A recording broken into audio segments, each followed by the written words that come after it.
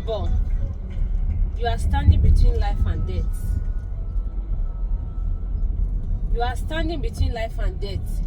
If you have not confessed Jesus, you confess Jesus again. You give your life again and again and again and again and again and again and again. You take it, you give it back. You take it, you give it back. And the only thing I could think of is, God, there's no me without you. Who am I? Who am I without you? God proved himself that he was God.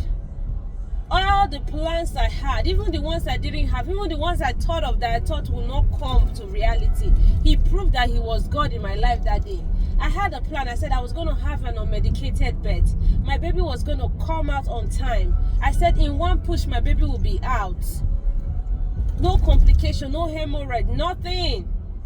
I was going to push that baby out and live there with baby alive. I was gonna do delayed cord clamping. I was gonna do this. I was gonna do cord blood. I was gonna save placenta. I planned everything in my head. I said, you know what? At the end of the day, I said, you know what? I don't think it will happen. But God proved that he was God. He said, you are my baby. I will take care of you. If that's what you want, I will give it to you. I labored in my house. My labor was so quick. God did everything. I was even worrying. I said, who will watch my children? She was in Nigeria. The person was in Nigeria.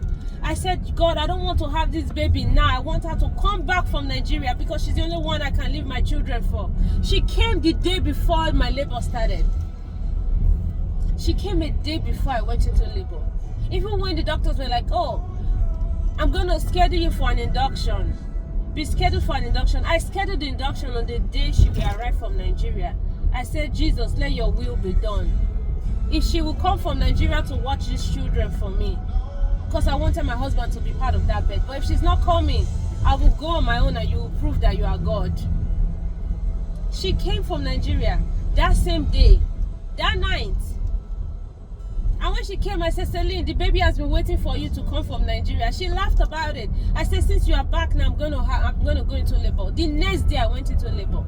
My labor was so quick. It was so quick. I got there. I said, no IV. I gave them all my bed plan. And the midwife was like, oh, sure. Nice, we're going to work with your bed plan.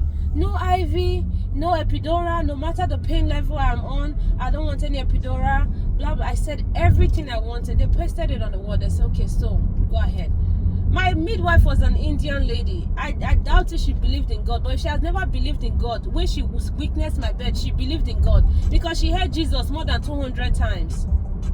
The atmosphere was so stirred up. The music there, she knew that yes, of a truth, these ones, they love God. And even if God, not even they exist, he don't prove himself for inside this labor ward. Say, yes, now me get these children. My labor was so quick. They were like, oh, should I call your OBGYN, call your gynecologist? I think you are going to, before they even move their neck and move it back. As I was bouncing on the ball, water broke. Oh, the water has broke, oh. Labor is progressing. Oh, maybe it's going to take another minute. Let's check. Behold, 8 cm. Oh, okay. Now you're going to lay on your back. Do you want the IV now? Do you need any pain medication? I say, Auntie, I don't need pain medication. I don't need it. God has proved himself that he will do it and he will do it. Let's continue.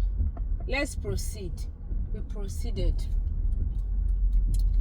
Brothers and sisters, behold, in another, how many minutes? Baby's head. The midwife said, okay, I'm going to tell you now, in your next contraction, push. My brothers and sisters, next contraction came. I push. Boom. The whole baby came out. The full baby. The baby came out. Baby came out of me. Just like that. No pain medication. No, we're rushing to call the this. They were like, oh, let the people from the NICU, the people from the nursery are going to be here, blah, blah, blah, blah. In case there's any emergency, I said there will be no emergency, but let them come. Call them. Let them come and witness. Let them come and see the thing that God has done for me. You know, when you have a testimony, when you want to share your experience about God, you just don't share your experience. You have a proof. So I had a proof. I had a tangible evidence of the truth. God did this for me. So I said, call them, let them come. And one of the nurses that came from the NICU, she had a wristband on her hand from a popular church in Nigeria. And she's like, and I asked her, I said, are you Nigerian? No, I called the name of the pastor. She said, oh, are you Nigerian? I said, yes. She said, you believe in God? I said, yes. As the midwife said, on your next contraction, push. I push, boom, the whole baby. My God's time came out at God's expected time. The baby came out. No complication, no medication, no emergency, no tear, nothing. My baby came out peacefully. No IV, no blood transfusion, nothing. To the glory of God, I had a fine, a beautiful, sound and healthy baby. So when I say there's no me without God, I'm not just saying it because I'm using the words that there's no me without God. There's obviously no me without him, because who would have thought that I would have gone there and had that baby like that? Even me, my own weirdest imagination, I never imagined my birth to be like that, because there was so many things coming up at last minute. And when my doctors was like, I'm going to schedule you for an induction, I didn't hesitate. I said, you know what? Go ahead. And I told her there, I said, go ahead, schedule me for the induction, but I will not be induced. And she said, oh, I like your faith. My doctor is Congolese. She's like, oh, I like your faith. I said, go ahead, schedule me for the induction, but I will not be induced. My God will do it, and he did it, and he showed up in his right time. So, if you don't believe in God, please, I have a proof. Call me, ask me, say, Constance, what is your evidence? What is your proof that this God is real? I will show you. I will not just tell you, I will show you.